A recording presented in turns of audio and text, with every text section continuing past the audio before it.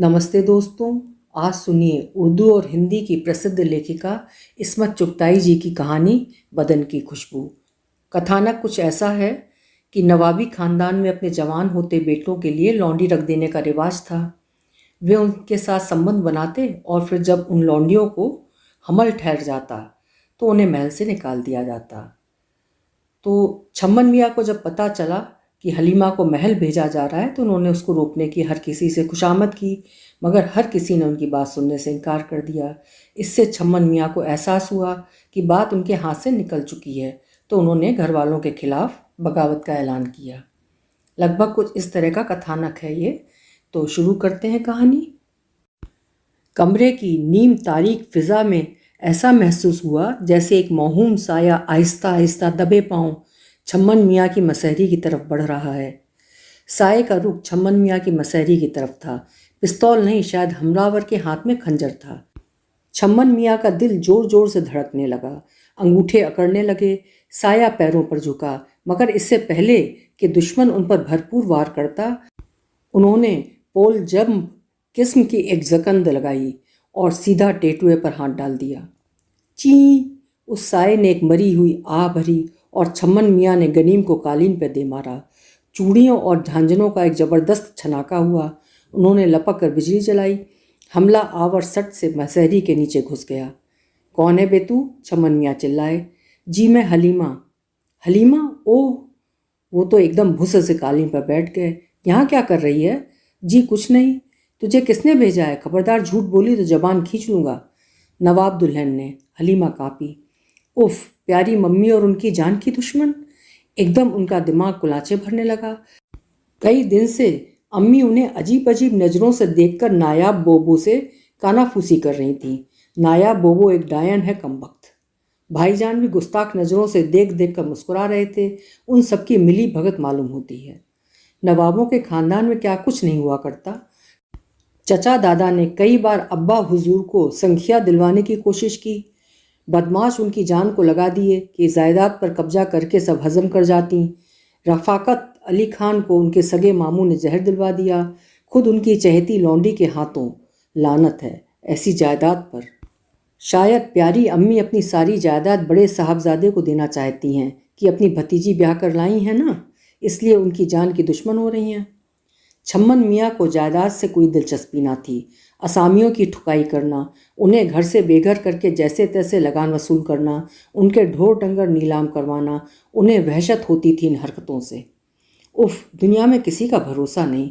अपनी माँ अगर जान की दुश्मन हो जाएगी, वैसे ही हर वक्त टोकती रहती हैं, ये ना करो, वो ना करो, इतना ना पढ़ो, इतना ना खेलो, इतना ना जियो।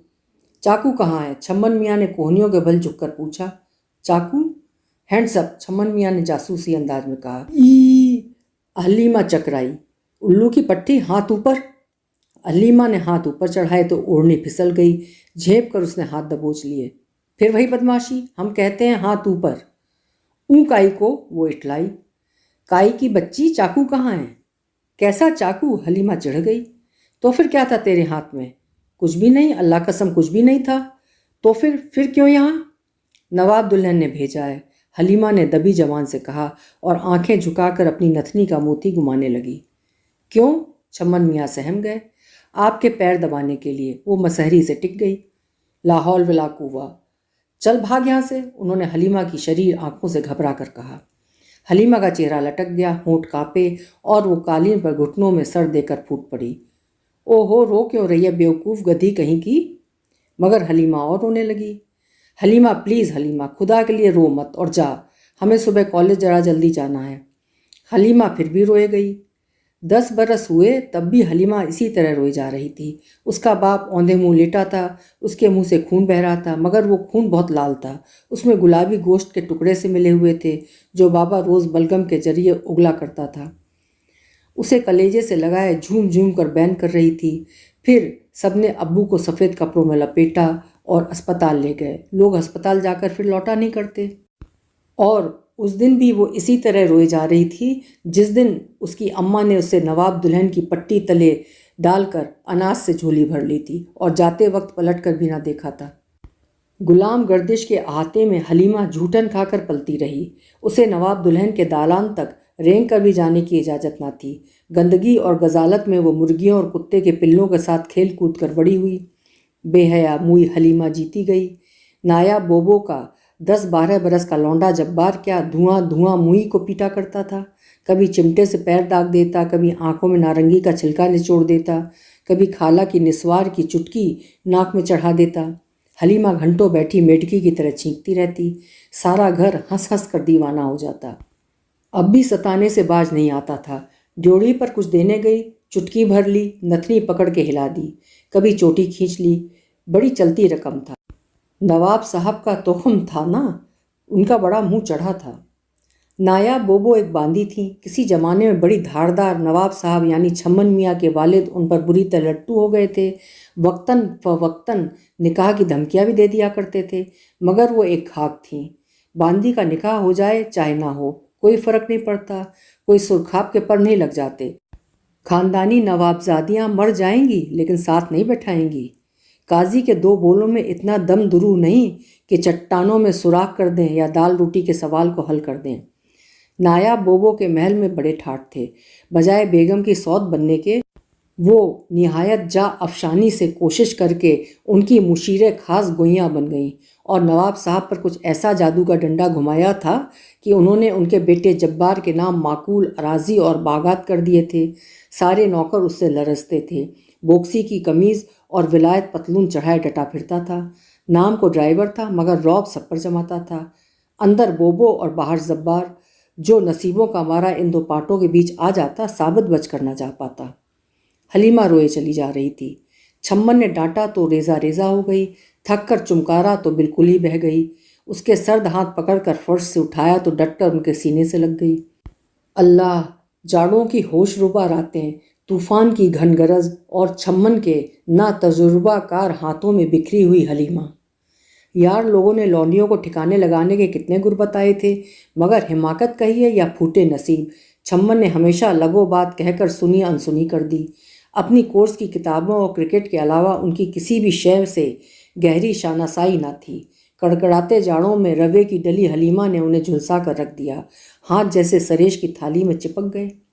پھر نہ جانے دماغ کے کس کونے میں نشتر سا لگا، اچھل کر دور جا کھڑے ہوئے، غصے سے تھر تھر کانپنے لگے۔ باہر طوفان رکنے کا نام نہیں لے رہا تھا اور حلیمہ کی سسکیاں تلاتم برپا کیے دے رہی تھیں۔ حلیمہ پلیز مت رو۔ وہ تنگ آ کر اس کے سامنے اکڑو بیٹھ گئے۔ جی چاہا اس کے سینے پر سر رکھ کر خود بھی دہاڑے مار مار کر روئیں، مگر ڈر تھا کہ پھر سر وہاں سے اٹھنے کا نام نہ لے گا۔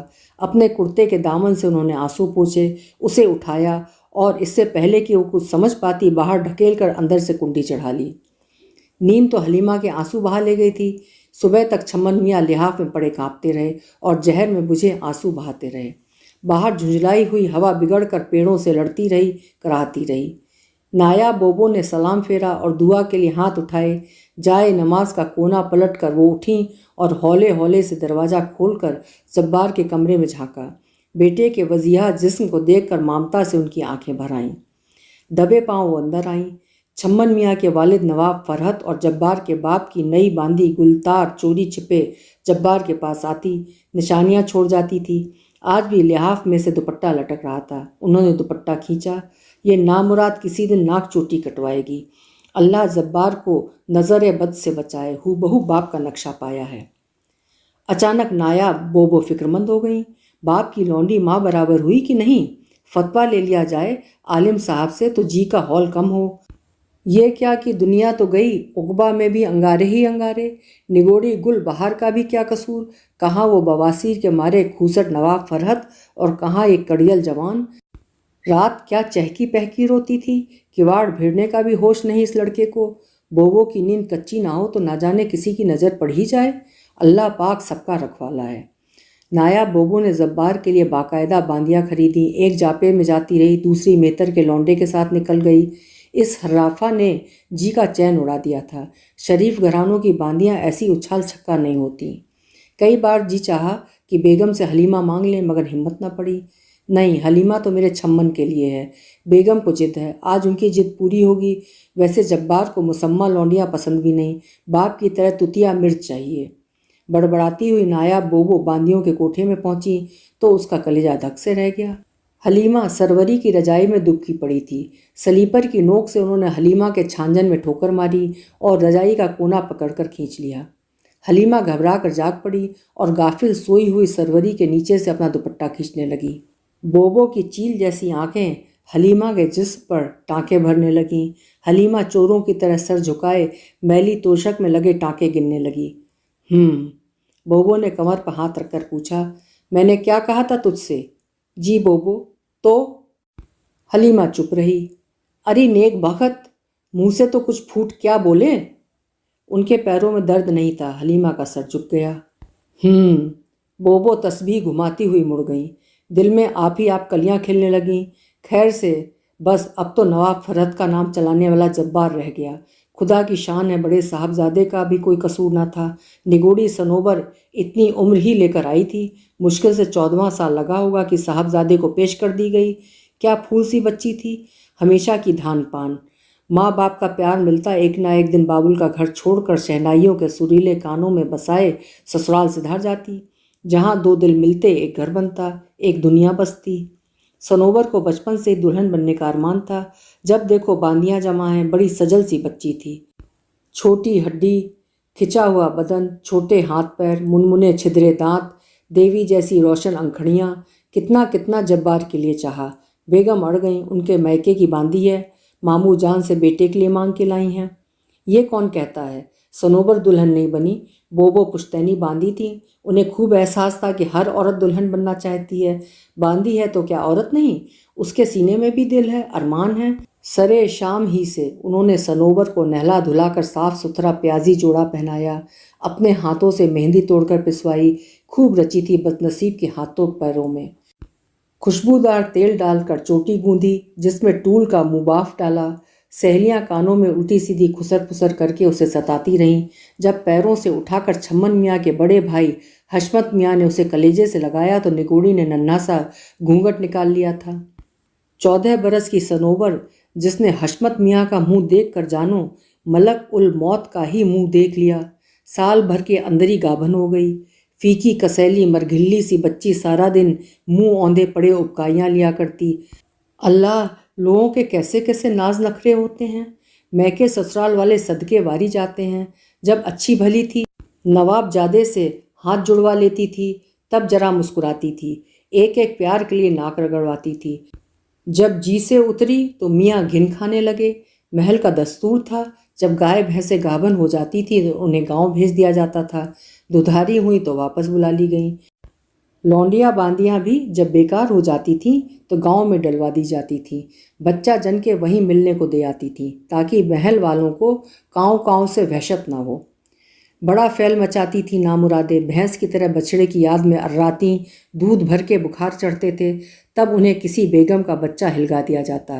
दूध पिला के ऐश उड़ाने को मिलते, अपना बच्चा भूखा, और वो इसी से मानूस हो जाती। मगर नवाबजादियाँ गाय बकरियों की तरह थोड़े उनके लिए बच्चे जन्ने बैठेंगी। ज़्यादातर रो पीट कर खुश्क हो जाती और फिर काम से लगा दी जाती। मगर सनोबर अड़ गई कि गाँव नहीं जाऊँगी। नायाब बोबो ने बहुत तेरा समझाया पर बेगम के कदमों से लिपट गई। बोबो दुनिया देखे हुए थी। लौंडियों से उन्हें नफरत भी थी कि अपने वजूद से ही नफरत थी, मगर उनसे हमदर्दी भी थी। मगर सनोबर की घड़ी आ गई थी, ना मानी और हशमत मियाँ का मुंह कड़वा करती रही। कोई दूसरी समझाती तो उसका मुंह नोच डालती। एक दिन न जाने किस बात पर जबान चलाने लगी। साहबजादे को ताव आ गया। एक लात जो कसके रसीद की तो गिरी जाके मोरी पे। बेढप पड़ गई लात। 3 दिन भैंस की तरह अर्राती रही। कोई डॉक्टर बुलाते तो फितना खड़ा हो जाता। पेट में बच्चा मर गया था। लोग वैसे ही दुश्मन हैं। खैर से तीसरे दिन सनोबर ने गुलाम गर्दिश की सबसे तारीक कोठड़ी में दम तोड़ दिया। सनोबर थी पूरम पूर जादूगरनी।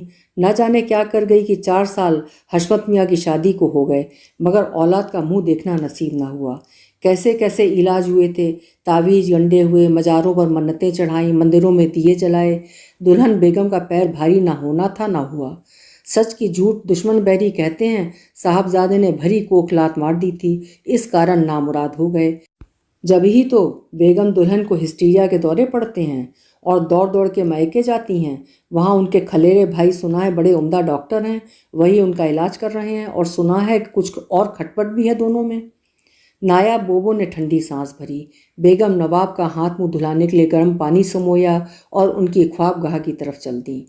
بیگم نواب کو پہلے تو نایاب کے وجود سے کوفت ہوئی تھی، مگر جب وہ قدموں میں بچھ گئیں اور یقین دلایا کہ نواب دولہا کی باندی نواب دلہن کی باندی ہے تو کوئی رنڈی خان کی نہیں، نہ ٹکوں سے خریدی لونڈی ہے، نہ جانے پشت پشت سے کتنے نوابوں کا خون ان کی رگوں میں موزن ہے، لاچار بیگم کو ماننا پڑا۔ ویسے اب کچھ اندھیرا بھی نہ تھا، خاندان کے سب مرد ادھر ادھر منہ مار لیتے ہیں، تاہم نایاب بوبو نے بھی کبھی حد سے آگے پیر نہ نکالے۔ نواب کے میٹھے بول اس کان سنتی اس کان اڑا دیتی۔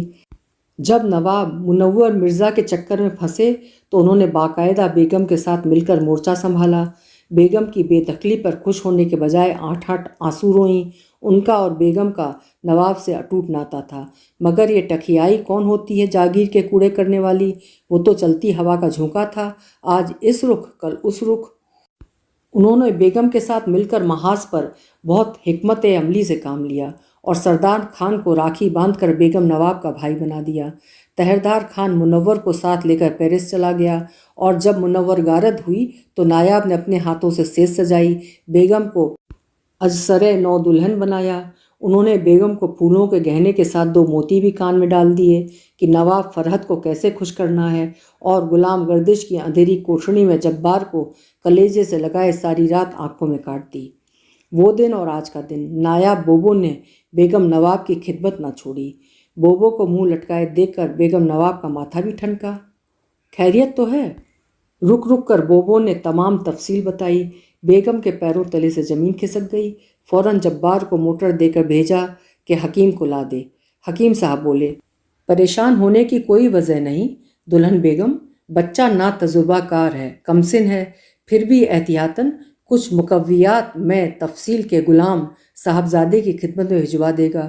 اس کے علاوہ سرکار ہو سکتا ہے کہ کسی وجہ سے کراہیت آتی ہو۔ باعج وقت ماہجر کچھ اس ڈھنگ سے پیش کیا جاتا ہے کہ رغبت نہیں ہوتی، اس کا یہ مطلب نہیں کہ میدہ ناکام ہو چکا ہے۔ میں پہلے کی کھٹکی تھی حضور، لونڈیاں میں کچھ کھوٹ ہے، نواب زادوں کے مزاج کے لائق نہیں، سوکھی ماری مرگھلی۔ میری مانیے تو سرکار اس نامراد کو باقر نواب کو دے ڈالیے، کئی بار کہہ چکے ہیں، ان کے ولایتی کتوں کی جوڑی حشمت میاں کو پسند ہے، وہ بخوشی تبدیل کر دیں گے۔ بوبو بیگم کی پنڈلیوں کو دبانے لگیں۔ اے ہے نوز، میں موئی کو زہر دے دوں گی مگر اس کوڑھی کو نہ دوں گی، منہ سڑ رہا ہے سر پیر سے، ایسا اندھیر تو خاندان میں کبھی نہیں ہوا کہ لونڈی جائے اور صحیح سلامت لوٹ آئے۔ تکلفات خیال کیے بغیر ہی پیش دستی کر بیٹھتے ہیں، کہیں بھائی بھائی میں رقابت نہ ٹھن جائے، اس لیے سگھڑ بیگمیں احتیاط سے بٹوارا کر دیتی ہیں، پھر مجال ہے جو دوسرے کی باندی پر کوئی دانت لگائے۔ بالکل قانونی حیثیت ہوتی ہے ان گھریلو فیصلے کی۔ میں تو عاجز ہوں اس لڑکے سے، 18-19 کا ہونے کو آیا، کیا مجال جو کسی لونڈی باندی کو چھیڑا ہو کہ چٹکی بھری ہو۔ ہمارے بھائی تو 10-12 کے ہوئے اور کھر بستیاں شروع کر دیں، 16-17 کے ہوئے اور پھیل پڑے۔ اے نایاب، نگوڑی ڈھنگ سے نہائی دھوئی بھی تھی کہ تم نے ہلدی لہسن میں سڑتی ہوئی میرے بچے کی جان پر تھوپ دی؟ بیگم نواب بولیں، اے حضور، مجھے اناڑی سمجھا ہے؟ اللہ کی عنایت سے ان ہاتھوں نے ایسی کیسی باندیاں سنواری، لونڈیا کی ایڑی دیکھ کر مرد ذات کوہ کاف کی پری کو نہ پوچھے۔ حشمت میاں فرنگن سے پھنسنے کو ہو رہے تھے، مگر میری ہاتھ کی سنوبر 100 رات کی ہوئی کہ نہیں؟ بوبو اپنے فن پر آنچ آتے دیکھ کر بڑی چراغے پا ہوئی۔ اے قربان جاؤں بیگم، آپ کا لال جوانوں کا جوان ہے، دن بھی تو اب خراب ہیں۔ پچھلے دنوں بھاری قیمت دے کر 2 باندیاں افضل نواب نے خریدیں، پولیس نے ناطقہ بند کر دیا، بہت کچھ کھلایا پلایا، بہت کہا کہ اللہ کے نام پر غریب لڑکیوں کی پرورش کر رہے ہیں، مگر لڑکیاں کسی ہوم سوم میں اللہ ماری پہنچا دی گئیں، 1500 پر پانی پھر گیا، اب نئی باندی ملنا بھی تو مشکل ہے۔ اگر تیسری جنگ شروع ہوتی تو بھی محل میں ایسا طوفان نہ مچتا۔ بات رینگتی ہوئی سارے خاندان میں پہنچ گئی، جانو ہر چہار طرف سپولیے چھوٹ گئے، ایک سے دوسرے منہ تک جانے میں کتنی دیر لگتی ہے، جس نے سنا چھاتی کوٹ لی۔ آئے ہائے اچھن میاں! افضل میاں کو پتہ چلا، پائنچا پھڑکاتے پیک کا گرارا منہ میں سنبھالے آن پہنچے اور سیدھے چھمن کی جان پر ٹوٹ پڑے۔ اوئی ماں، ہمیں کیا معلوم تھا یہ قصہ ہے، ورنہ تمہاری بھابھی کا پندھا کاہے کو گلے میں ڈالتے؟ جانے من اب بھی کچھ نہیں گیا ہے، بندہ حاضر ہے۔ کسی زمانے میں وہ چھمن پر بری طرح لٹو ہو گئے تھے، بڑے سرکار نے گولی مار دینے کا الٹیمیٹم دیا، تب ہوش میں آئے۔ چھمن ان سے بے طرح چڑھتے تھے۔ بکواس مت کیجیے، ایسی کوئی بات نہیں ہے، اصل میں مجھے یہ باتیں پسند نہیں، میرا مطلب ہے بغیر نکاح ناجائز ہے۔ بالکل جائز نہیں، اس کا مطلب یہ ہوا کہ ہمارے جد امجد سب کے سب حرام کار تھے، ایک آپ پیدا ہوئے ہیں متقی پرہیزگار۔ میرا خیال ہے کہ آپ کا خیال سالہ کچھ نہیں، کبھی ارکان دین کا معاطلہ فرمایا ہے؟ نہیں تو، مگر یہ بات عقل میں نہیں، پتھر پڑ گئے ہیں آپ کی عقل مبارک پر، معلوم ہے کچھ نہیں، اور آئیں بائیں شائیں ہانکنے لگے۔ مگر قانوناً جرم ہے، ہم یہ کافروں کے قانون کو نہیں مانتے، ہم خدائے ذوالجلال والاکرام کے حکم پر سرے تسلیم خم کرتے ہیں۔ ہمارے ہاں لونڈی غلام کے ساتھ اولاد جیسا سلوک کیا جاتا ہے۔ نایاب کو دیکھو، ملکہ بنی راج کر رہی ہے، اس کے بیٹے کو کسی چیز کی ضرورت نہیں ہے، سبھی باندیوں پر چربی چڑھ رہی ہے۔ ہاں تمہیں سوکھا مارا مال دیا گیا ہے تو میاں سروری لے لو، دمبا ہو رہی ہے۔ ہشت! ہم کہتے ہیں آخر معاملہ کیا ہے؟ کچھ معاملہ نہیں، آپ مہربانی فرما کر میرا بھیجا نہ چاٹیے۔ تمہاری مرضی، تم کو جگ ہنسائی کا شوق ہے تو کون روک سکتا ہے؟ تمہاری مرضی، اور سرکار شاید آپ کو پتہ نہیں کہ آپ کی منگیتر۔ میری کوئی منگیتر نہیں ہے، ابھی نہ صحیح تو ہو جائے گی۔ وہ حربہ خانم اس لفنڈر سے بہت میل جول بڑھا رہی ہے، منصور سے۔ تو میں کیا کروں؟ بتاؤں کیا کرو؟ ابھی صدر کی طرف کو جا رہا ہوں، منیہارن کو بھیجے دیتا ہوں، بھر کلائیاں چوڑیاں پہن لو، اور کیا؟ انہوں نے پیک بھرا کہا مارا۔ جہالت، سب جہالت کی باتیں ہیں۔ ہمارے قبلہ اور کعبہ جاہل تھے؟ ہوں گے، مجھے کیا پتہ۔ ابے کیوں گھاس کھا گئے ہو؟ بزرگوں نے کچھ سوچ سمجھ کر ہی رواج بنایا ہے، اب تک ہمارے خاندانوں میں اسی پر عمل ہوتا چلا آیا ہے۔ باندی مل جائے تو جوان لڑکے بے راہ نہیں ہوتے، بری لتوں سے بچتے ہیں، صحت اچھی رہتی ہے۔ یہ سب حرام کاری کو جائز بنانے کے ہتھ کنڈے ہیں۔ تم کفر بک رہے ہو، مذہب کی توہین۔ ارے جائیے، بڑے مذہب والے آئے، مذہب کی بس ایک ہی بات دل پر نقش ہے، نالائق بھی ہو اور بدتمیز بھی، لا حول ولا، میری بلا سے تم جہنم میں جاؤ۔ رات کو کھاسا چنا گیا تو نایاب بوبو نے بڑے اہتمام سے چاندی کی چمچی میں معزون مرکب جواہر والا چاندی کے ورق میں لپیٹ کر پیش کیا۔ حکیم صاحب کی ہدایت کا پرچہ چھمن سے بے پڑھے پھاڑ دیا تھا اور سروری کو ڈبٹ بتائی تھی۔ چھمن کا جی چاہا کہ کعب میں ڈوب مرے۔ انہوں نے معزون کو ہاتھ مار کر گرا دیا اور پیر پٹکتے اپنے کمرے میں چلے گئے۔ ساری دنیا ان کو نامرد سمجھ رہی تھی۔ انہوں نے اب تک جتنی علمی اور ادبی کتابیں پڑھی تھیں، سبھی میں بغیر شادی کیے کسی عورت سے تعلقات رکھنے والے کو زانی اور بدکار کہا گیا تھا۔ باہر پھر آج ہوا بفری ہوئی ڈائن کی طرح ہونک رہی تھی۔ کھڑکی کے شیشے پر ایک کمزور سی ٹہنی بار بار سر پٹک رہی تھی، جیسے ہوا سے بچ کر اندر چھپنے کے لیے دستک دے رہی ہو۔ بڑی مشکل سے آنکھ لگی، ٹھنڈی ٹھنڈی بوندیں ان کے پیروں پر رینگے تو گھبرا کر جاگ پڑے۔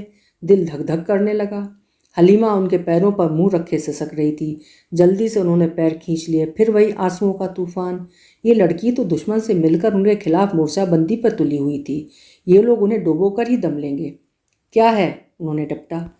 کیا میں اتنی گھنونی ہوں کہ سرکار کے پیر بھی نہیں چھو سکتی؟ حلیمہ کراہی۔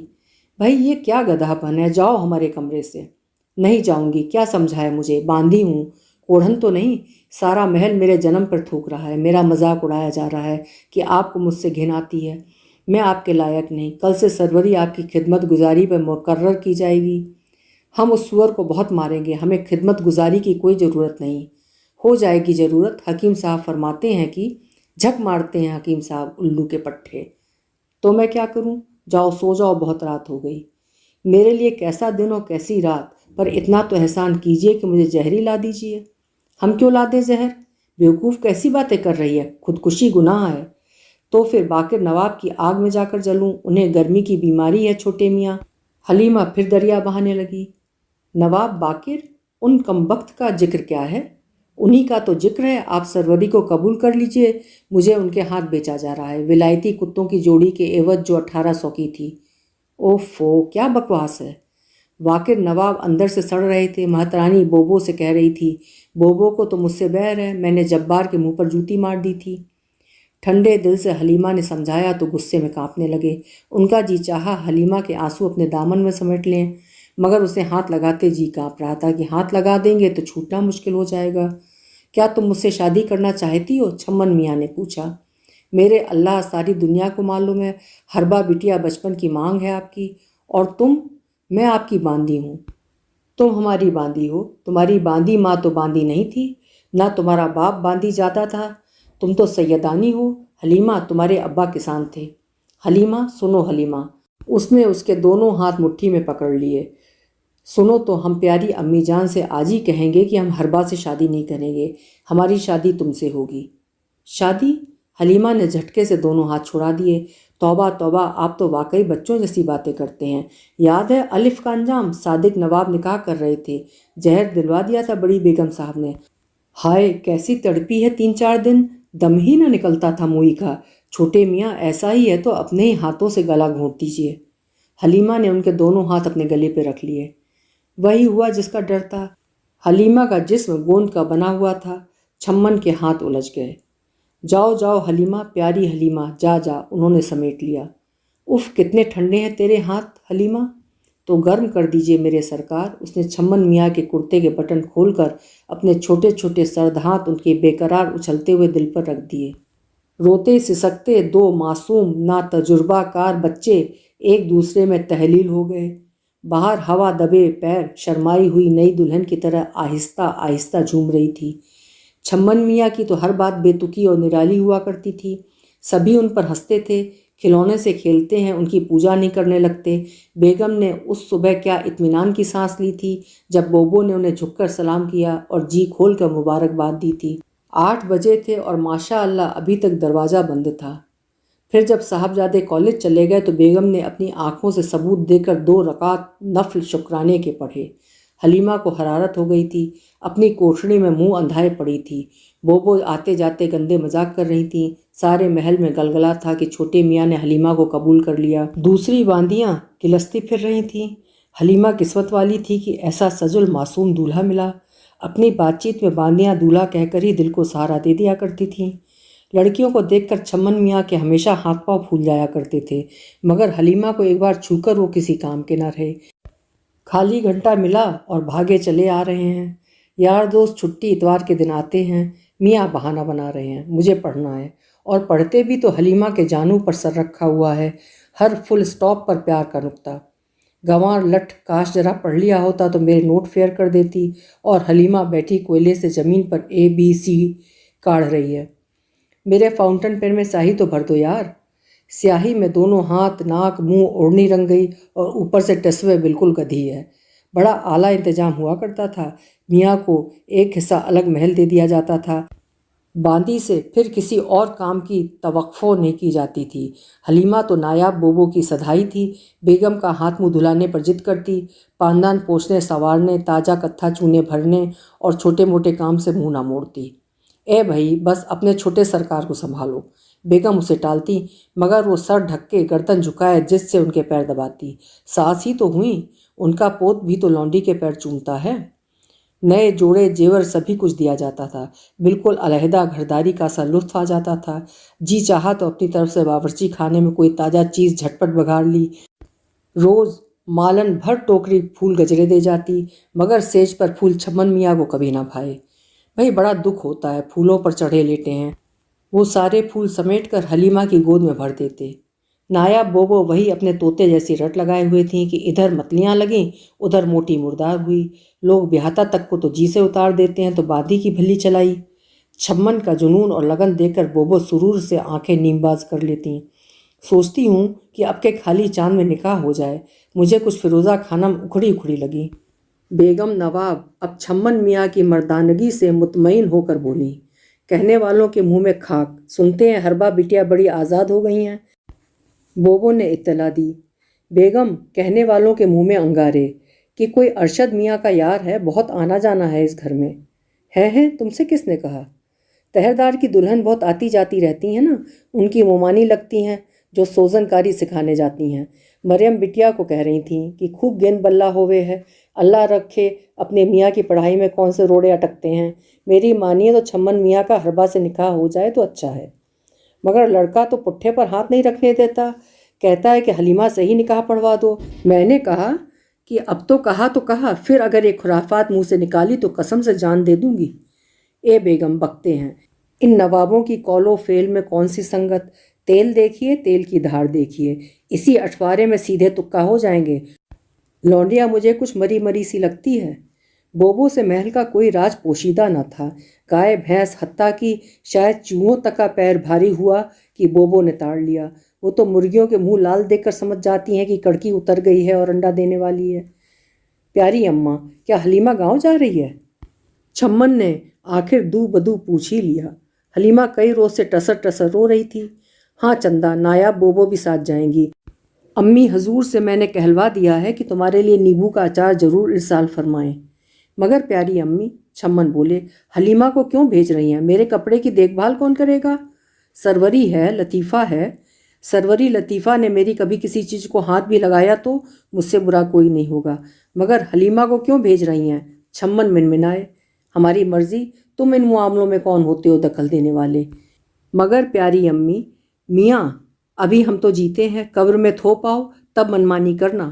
پیاری امی کی آنکھوں میں سے چنگاریاں چٹکنے لگیں۔ اندرون خانہ کے معاملے میں تمہیں کیا تمہارے بابا تک کو دخل نہیں؟ تمہیں آج تک تکلیف ہوئی ہو جو اب ہوگی؟ باندیوں کے معاملے میں بوبو کا فیصلہ ہی چلتا ہے۔ پیاری امی، حلیمہ باندی نہیں، میری جان ہے، سید جادی ہے۔ آپ نے خود بڑے شوق سے انتخاب فرما کر اسے میرے دل میں بھیجا ہے، اور کچے ناخنوں کو گوشت سے جدا کر رہی ہو؟ کیوں؟ کون سی چوک ہوئی ہے مجھ سے؟ انہوں نے کہنا چاہا، مگر جذبات نے گلا پکڑ لیا۔ حلق میں کانٹے چبھنے لگے اور وہ سر جھکائے اٹھ گئے۔ حلیمہ اپنے آنسوؤں سے خائف تھی۔ یہ آخری چند دن وہ دھوم دھام سے گزارنا چاہتی تھی، پھر زندگی وفا کرے نہ کرے۔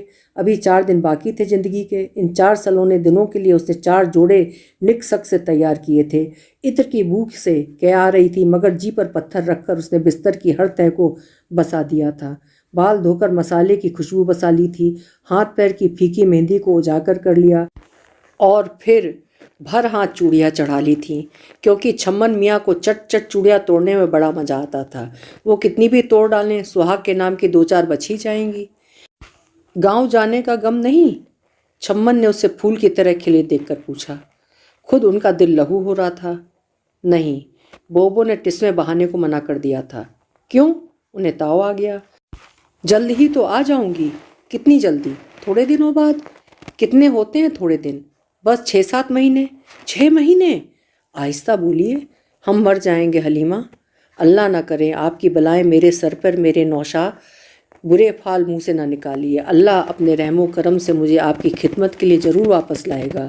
سبھی تو نہیں مر جاتی۔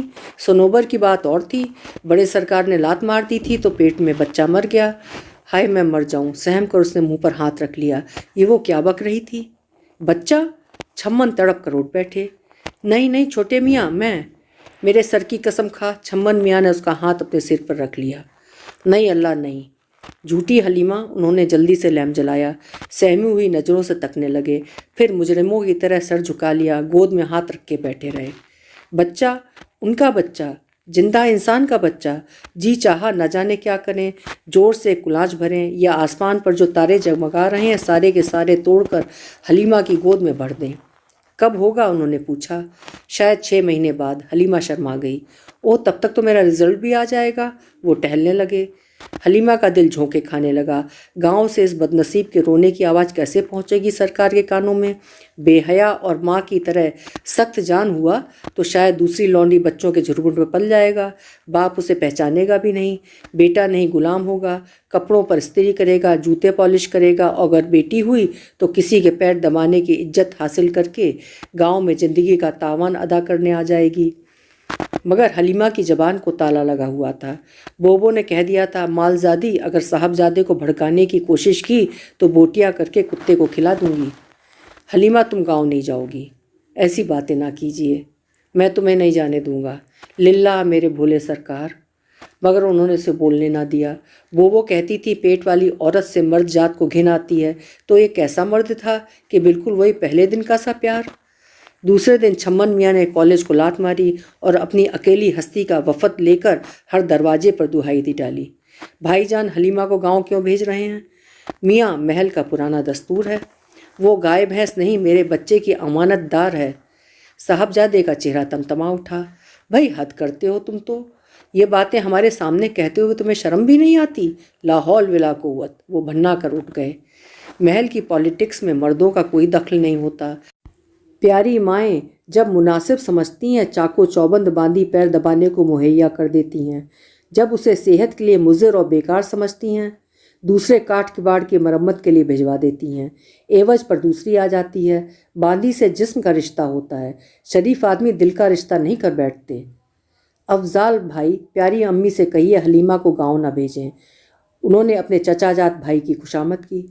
اماں دیوانے ہوئے ہو، پیٹ والی عورت مرد کے لیے مضر ہوتی ہے، کیوں اتنا سٹے پٹاتے ہو؟ دوسرا انتظام ہو جائے گا۔ انہوں نے ہنس کے ٹال دیا۔ مجھے دوسرا انتظام نہیں چاہیے۔ اور پھر دسمبر میں تمہارا نکاح ہے حربا بی بی سے۔ میں حربا سے شادی نہیں کروں گا۔ حلیمہ گاؤں جائے گی تو میں کالج چھوڑ دوں گا، انہوں نے اعلان کر دیا۔ اچھا جی، صاحبزادے کی یہ مجال؟ بیگم کا خون کھول گیا۔ اسے ضد کرنا آتی ہے تو ہمیں بھی جواب دینا آتا ہے۔ اب تو چاہے میری میت اٹھ جائے، نا مراد حلیمہ یہاں ایک گھڑی نہیں رہ سکتی۔ پرسوں ورسوں نہیں نایاب، تم اسی وقت تیار کرو، قسم جناب کی۔ نظم بٹیا بھی اللہ رکھے امید سے ہیں، فراغت پا کر ولایت جانے کا ارادہ ہے۔ اس کا کیا ذکر ہے، خدا جیتا رکھے میری بیٹی کو۔ نجم چھمن میاں کی بہن کا نام تھا۔ آمین۔ مگر گود والے کو ولایت سنگ تو نہ لے جائیں گے، اور وہ دولہا نواب کا اکیلا جانا بھی درست نہیں۔ وہ نگوڑی فرنگن پھر پیچھے لگ گئی تو قیامت ہی آ جائے گی۔ اے ہے نیاب، کہنا کیا چاہتی ہو؟ نجم بیٹی بھی جہمت سے بچ جائیں گی۔ وہ لندن جائیں گی تو بعد میں حلیمہ ان کے بچے کو دودھ پلا سکے گی، اچھا پاک دودھ بھی بچے کو ملے گا۔ جو حکم سرکار۔ مگر گاؤں میں اچھی دیکھ بھال نہ ہو تو؟ حلیمہ دھان پان تو ہے ہی، یہاں نظروں کے سامنے رہے گی، میرے ہاتھ کے نیچے موئی کو اچھی طرح ٹھساؤں گی، اور پھر صاحبزادے کی ضد بھی پوری ہو جائے گی۔ ضد ہی تو نہیں پوری کروں گی بس۔ مگر بیگم ذرا نرم پڑ گئیں۔ آپ کی مرضی، پر اتنا عرض کروں گی، بس کچھ دن جاتے ہیں کہ میاں کا جی بھر جائے گا، اپنا کام نکلے گا، ان پر احسان الگ سے ہوگا۔ نایاب کے پیٹ میں جب جبار نے نزول فرمایا تو فرحت نواب ٹھنڈے پڑ گئے۔ جب عورت حاملہ ہو جاتی ہے تو مرد کی دلچسپی ختم ہو جاتی ہے کہ یہ قانون قدرت ہے۔ مگر چھمن میاں قانون قدرت اور نایاب بوبو کو جھٹلا رہے تھے، کیونکہ وہ دیوانے تھے کہ پیر کی جوتی کو کلیجے سے لگا رکھا تھا۔ ایسی بے حیائی تو کسی نواب زادے نے کسی بیگم کے معاملے میں نہیں لا دی۔ سر جھکائے مارا مار جچہ بچہ کے رکھ رکھاؤ پر کتابیں پڑھی جا رہی ہیں، سارا جیب خرچ باندھی کے لیے وٹامن کی گولیاں اور ٹونک لانے پر خرچ ہو رہا ہے۔ حلیمہ صحن میں بیٹھی چھمن میاں کے کرتے پہ زری کا کام کر رہی تھی۔ کچ سے سوئی انگلی میں اتر گئی۔ وہ جانتی تھی وہ گاؤں کیوں نہیں بھیجی گئی تھی، مگر اس نے چھمن کے خواب چکنا چور نہیں کیے تھے۔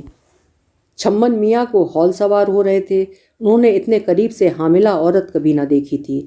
گھڑی بھر کو سلام کیا، دور بھاگ لیے۔ انہیں ڈر لگتا تھا کہ حلیمہ کہیں میڈکی کی طرح پھٹ نہ جائے۔ کتابوں سے بھی تسلی نہ ہوئی تو فرخندہ نواب کے ہاں بھاگ گئے۔ فرخندہ نواب سے سب خاندان والے فرنٹ تھے، کیونکہ کسی زمانے میں وہ اوٹ پٹانگ محمد کر کے ہاتھ جلا چکی تھی، مگر اشرف صاحب ان کے میاں پولیس میں تھے، اس لیے سب کو غرض پڑتی تھی اور ان کی چاپلوسی کرنی پڑتی تھی۔ ویسے بھی بیگمیں ان سے بہت کٹتی تھیں کہ وہ بہت عالم فاضل تھیں۔ ان کے بیٹے نعیم سے چھمن کی بہت گھٹتی تھی۔ چھمن میاں کے پرکھوں کو بھی پتہ نہ تھا کہ پیاری امی نے ان کی دلہن کے زیورات کے بارے میں صلاح لینے کے لیے جمعے کے روز بلایا ہے۔ فرخندہ زیر لب مسکرائیں اور وعدہ کیا کہ جمعے کے روز آئیں گی تو ان کی حلیمہ کو بھی دیکھ لیں گی۔ پورٹیسکو سے اتر کر پہلے وہ چھمن کی طرف چلی گئیں۔ فرخندہ نواب نے ان کی بوکھلاہٹ پر سرزنش کی۔ حلیمہ بالکل ٹھیک ہے، فٹے وٹے گی نہیں۔ اتنا چربی والا کھانا نہ کھلاؤ، پھل اور دودھ دو۔ تسلیم پھوپھی جان۔ حلیمہ نے چلتے وقت ذرا سا گھونگھٹ ماتھے پر کھینچ لیا۔ جیتی رہو میری گڑیا۔ فرخندہ جلدی سے گڑیا کے کھروندے سے نکل گئیں۔ ادھر بیگم نواب کے کمرے میں انہوں نے چھمن کی دلہن کے زیورات دیکھے تو گمسم بیٹھی رہیں۔ اے ہے کچھ رائے تو کہ منہ میں گنگنیاں ڈالے بیٹھی ہو۔ بھابھی جان، زمانہ بدل رہا ہے۔ حربا بڑی پیاری بچی ہے، مگر وہ ہاں کہو، وہ بڑی فیشنیبل ہے۔ زیور گنواروں ہو تو میں بمبئی سے منگوا رہی ہوں۔ اچھا ہے، کھل کر بات ہو جائے۔ فرخندہ بیگم کچھ اکڑی بیٹھیں، پھر بہانے بنانے لگیں۔ کلب کی میٹنگ ہے، ان کے جانے کے بعد بوبو اور بیگم ان میں کیڑے ڈالتی رہیں۔ نایاب زیور دکھانے کو گئیں تو پتہ چلا فیروزہ نواب تو اپنے کسی ملنے والی کے یہاں گئی ہے۔ ہربا گیند بلہ کھیل رہی ہے۔ ہربا دھم دھم کرتی آئی۔ نایاب بوبو نے زیورات کا صندوقچہ دکھایا اور بولی، زیورات رانی بیٹا پسند فرما لیجئے۔ اوہ مگر حلیمہ بی بی کے لیے میری پسند کے زیوروں کی کیا ضرورت ہے؟ ہربا لاپرواہی سے مڑ کر کٹے بالوں میں برش گھسیٹنے لگی۔ اے خدا نہ کرے حلیمہ باندھی ہے۔ اچھا وہ بچہ چھمن میاں کا ہے نا؟ بچہ؟ بوبو کو پسینے چھوٹنے لگے۔ کیسا بچہ؟ فرخندہ خالہ کہہ رہی تھی کہ اے نہیں بیٹا، وہ توبہ ہے، بچی جھاڑ کا کانٹا ہو گئی۔ اماں جان نہیں، اس لیے کچھ بڑھیا کی گت بنا رہی ہے۔ وہ ہوتی تو مجال نہیں ہوں میرے منہ پہ جوتیاں مارتی۔ وہ پھنپھناتی ہوئی اٹھ کھڑی ہوئی۔ کتنا اچھلتا ہے پاجی۔ چھمن اس کے چاندی جیسے تنے ہوئے پیٹ پر انگلیاں رکھے قدرت کی ہنگامہ آرائیوں پر متحیر ہو رہے تھے۔ اتنی ٹھنڈی کیوں پڑ گئی لیمو؟ بہت پیار آتا تو چھمن میاں حلیمہ سے لیما اور لیما سے لیمو کہتے۔ چھمن نے اسے رجائی میں سمیٹ لیا اور لمبی لمبی سانسیں بھر کر سونگنے لگے۔ کیسی مہکتی ہے لیمو، جیسے پکا ہوا دسہری۔ جی نہیں بھرتا۔ پانی کا چھلکتا کٹورا روز پیو، روز پیاس تاجا، مگر اتنا پیار کرنا خود غرضی ہے، مرجھائی جاتی ہے۔ نہیں، اب تو وہ اسے ہاتھ بھی نہیں لگائیں گے۔ غضب خدا کا، حلیمہ نے کیسی دگا دی ہے؟ بیگم نے نواسی کے منہ میں شہد میں انگلی ڈبو کر دے دی۔ نایاب تمہارا منہ ہے کہ نگوڑا بھاڑ؟ کہتی تھی دونوں ساتھ جنیں گی۔ نظم دھواں دار رو رہی ہے، بچی کو دودھ چھوانے کی روادار نہیں، اور تمہاری حلیمہ ہے کہ بچہ نہیں جن پائی۔ تم تو کہتی تھی کہ حلیمہ کا بچہ گاؤں بھجوا کر نظم کے بچے کو اس کے سپرد کر دو گی۔ اب کیا ہوگا؟ نایاب کی بات نہ ٹلے، چاہے دنیا ادھر کی ادھر ہو جائے۔ 2 ٹکے کی باندھی حلیمہ کی یہ مجال کی سارا پروگرام چوپٹ کیے دیتی ہے۔ حلیمہ بیٹھی نارنگیوں کا رس نکال رہی تھی۔ ابھی چھوٹے سرکار میچ جیت کر آتے ہوں گے۔ بوبو اسے گھور رہی تھی جیسے چیل جھپٹا مارنے سے پہلے اپنے شکار کو تاکتی ہے۔ آج بڑی بے رحم نظر آ رہی تھیں۔ حلیمہ ادھر آ، انہوں نے کرخت آواز میں پکارا۔ حلیمہ تھرا اٹھی۔ ہوں تو یہ گل کھلایا ہے۔ انہوں نے اس کو سر سے پیر تک گھورا۔ بول حرام خور، یہ کس کا ہے؟ جیسے انہوں نے آج پہلی بار اس کا پیٹ دیکھا ہو۔ یہ نارنگی نہیں نامراد، یہ تربوز۔ انہوں نے اس کے امڑے ہوئے پیٹ پر پنکھے سے جھپاکا مارا۔ حلیمہ دم بخود رہ گئی۔ آج تک کسی نے اس کے پیٹ کے قطر پر کوئی بات چیت نہیں کی تھی۔ وہ گنگ بس آنکھیں پھاڑے سن رہ گئی۔ اب بولتی ہے کہ لگاؤں ایک جوتی اس تھوپڑے پر، حرام جادی کتامہ۔ مجلے نواب کی باندھی گوری بی سے جب نایاب نے یہی سوال کیا تھا تو اس نے فٹ سے جواب دے دیا تھا۔ حلیمہ کی زبان تالو سے چمٹ گئی۔ کوئی اس کی بوٹیاں کر ڈالتا، وہ چھوٹے سرکار کا نام نہ لیتی۔ ان کا گناہ تو اس کا سب سے پیارا ثواب تھا۔ منہ سے پھوٹتی کیوں نہیں جنم جلی؟ انہوں نے چٹاک سے دیا ایک تھپڑ کی انگوٹھی گال میں چبھ گئی اور خون نکل آیا۔ چھمن میاں ہٹ پر ہٹ لگا رہے تھے۔ سارا میدان تالیوں سے گونج رہا تھا۔ تالیوں کے شور میں چھمن نے چاندی کا کپ دونوں ہاتھوں سے سنبھالا تو ایسا لگا حلیمہ کا چکنا روپہلی پیٹ دھڑک رہا ہے۔ حسب عادت چھمن میاں بھاگے ہوئے کمرے میں داخل ہوئے۔ حلیمہ کو پکارا، جواب نہ پایا تو کپ لیے پسینے سے تر پیاری امی کے پاس دوڑ پڑے۔ اے میاں، یہ لوٹا کہاں سے اٹھا لائے؟ اچھا خوبصورت ہے۔ یہ لوٹا نہیں بوبو، کپ ہے۔ اے بیٹے جان، ذرا حکیم صاحب کو فون کرو کہ ٹانگوں میں پھر سے اینٹھن شروع ہو گئی ہے۔ پیاری امی کرانے لگی۔ جی بہت اچھا۔ بوبو حلیمہ سے کہو بڑی گرمی ہے، سوتی کرتا نکالے۔ ٹیلی فون کر کے واپس لوٹے تو بوبو نے اشارے سے کہا سو رہی ہے۔ میرے کپڑے؟ بوبو نے اشارے سے اطمینان دلایا۔ حلیمہ کہاں ہے؟ وہ نہا کر نکلے تو سروری پجامے میں اظہار بند ڈال رہی تھی۔ ہم پوچھتے ہیں حلیمہ کہاں ہے اور تو بکواس کیے جا رہی ہے؟ چھمن گرائے۔ اللہ ہمیں کیا معلوم، شاگرد پیشے میں ہوں گی۔ سروری آج بڑی بنی ٹھنی آ رہی تھی۔ شاگرد پیشے میں؟ جا بلا لا۔ انہوں نے پاجامہ اس سے چھین لیا۔ سروری مسکرائی اور میلے کرتے سے بٹن نکال کر اجلے میں ڈالنے لگی۔ ارے سنا نہیں تو نے چڑیل، چل بھاگ کے جا۔ انہوں نے اس سے کرتا چھین کر پھینک دیا۔ بوبو نے ہمیں بھیجا ہے۔ تجھے بھیجا ہے؟ کیوں؟ سروری آنکھیں جھکائے ہنس دی۔ الو کی پٹھی؟ چھمن نے ریکٹ لتارا۔ سروری بڑے ناز سے ٹھمکتی چھانجن بجاتی چلی گئی۔ 5 پھر 10 منٹ گزر گئے۔ چھمن جھلائے تولیہ باندھے میگزین الٹ پلٹ کرتے رہے۔ جب 15 منٹ گزر گئے تو بے قرار ہو گئے۔ ارے ہے کوئی؟ وہ حلیمہ کو اسی طرح آواز دیتے تھے۔ سروری اتراتی زمین پر ایڑیاں مارتی پھر نازل ہو گئی۔ اس کی زہریلی مسکراہٹ دیکھ کر چھمن کا جی دھک سے رہ گیا۔ چڑیل سچ سچ بتا، نہیں تو۔ انہوں نے اس کی چٹیا کلائی پر لپیٹ کر مروڑی۔ ہائی میں مر گئی، ہائے میری میاں، سرکار ادھر شاگرد پیشے میں ہے۔ छम्मन ने उसकी चुटिया छोड़ दी और सारे बदन से कांपने लगे। जल्दी से स्लीपर पैर में डाल लिए और भागे। ए मियाँ, खुदा का वास्ता, कहाँ जा रहे हैं? सरवरी पीछे लपकी। मर्दों के जाने का वक्त नहीं है। मगर मियाँ कहाँ सुनते थे। बरामदे में नायाब मिल गई। बोबो, डॉक्टरनी को फ़ोन कराओ। अय है छोटे मियाँ, कपड़े तो पहनो। ओ मालजादी, उन्होंने सरवरी को फटकारा। वो तो लतीफ़ा को भेज रही थी, पर सरवरी ने उनके पैर पकड़ लिए। बोबो, जब्बार को मोटर लेकर भेज दो, टेलीफोन से काम नहीं चलेगा। ए मियाँ, काहे के लिए? हलीमा, उनका हलक सूख गया। हलीमा, वो डॉक्टरनी नहीं, उसके लिए तो विलायत से मेम आएगी, बेहया मुर्दार। लौंडियों बांदियों का दिमाग सातवें आसमान पर चढ़ने लगा इन बातों से। जाइए, आपके दोस्त नईम मियाँ का फ़ोन आया है, उनकी सालगिरह है। ओ सरवरी की बच्ची नामुराद, मियाँ का वो चूड़ीदार पजामा निकाल और शेरवानी। वो चलने लगी। बोबो, हलीमा, ए मियाँ, क्या कहने आई थी? आपने तो बिल्कुल ही भुला दिया। आपकी प्यारी अम्मी की तबीयत नासाज है। नईम मियाँ के जाते वक्त ज़रा हकीम साहब के भी होते जाइएगा। मैं जब्बार से कहती हूँ मोटर निकाले। वो धम धम करती चली गई। छम्मन बौखलाए हुए कमरे में लौट आए। बैठे, फिर तड़प कर उठ खड़े हुए, फिर जल्दी से उल्टे सीधे कपड़े बदन पर डाले। उन्होंने कितनी बांदियों की मौत देखी थी। सनोबर की लाश महीनों उन्हें ख्वाबों में नजर आती रही थी। हलीमा भी तो फूल सी बच्ची थी। खून की कमी की वजह से दिल की मरीज़ा लगती थी। वो सीधे बड़े भाई की तरफ भागे। भाईजान, क्या है? वो अपने एक दोस्त के साथ शतरंज खेल रहे थे। वो जरा आपसे एक बात कहनी है। उन्होंने लरजते हाथों से उनकी आस्तीन खींची। ठहरो मियाँ, जरा ये बाजी देखो, क्या ठाठ जमाया है। ए भाई कुद्दूस, शह बचिए वरना। भाईजान, छम्मन का दम निकलने लगा। बैठो जरा। हाँ भाई कुद्दूस। कोई 20 मिनट लगे, मगर छम्मन पर 20 सदियां गुजर गईं। अरे हाँ भाई, कब मार दिया तुमने, मुबारक हो, उन्होंने पलट कर बड़े जोश से कहा। भाईजान, हलीमा, वो प्लीज़ डॉक्टरनी मंगवा दीजिए। हूँ, आ जाएगी अगर कोई ज़रूरत पड़ी तो। नहीं भाईजान, हलीमा मर जाएगी, कुछ कीजिए। तो क्या मैं खुदा हूँ जो किसी की आई को टाल दूंगा? मगर शर्म नहीं आती? एक बांदी के लिए हड़बड़ाए फिर रहे हो। कुछ तो लिहाज करो। एक आवारा छोकरी को सर पर चढ़ाना ठीक नहीं। हरामी पिल्ला जन रही है। आवारा नहीं तो बड़ी पारसा है। भाईजान, वो अम्मा इतना हकलाते क्यों हो? निकाह नहीं तो औरत फाहिशा है, जानिया है, संसार करने के काबिल है। मर जाए तो अच्छा है, खसकम जहाँ पाक। मगर मैं भी तो गुनाहगार हूँ, तो मैं क्या करूँ? जाओ अपने गुनाहों की तौबा करो। मेरा सर क्यों चाट रहे हो? इस कदर कोढ़ मगज इंसान से बात करना हिमाकत थी। कोई और होता उनकी जगह तो छम्मन मुंह तोड़ जवाब देते, मगर बचपन से बड़े भाई की इज्जत करने की कुछ ऐसी आदत पड़ गई थी कि खून के घूंट पीकर गर्दन लटकाए चले आए। दीवानों की तरह छम्मन ने हर चौखट पर माथा पटका। बाप के सामने गिड़गिड़ाए, मगर उन्हें गुल बहारे नामुराद ने ऐसा जलाकर खाक किया था कि बांदी के नाम से ही 3 फुट उछल पड़े।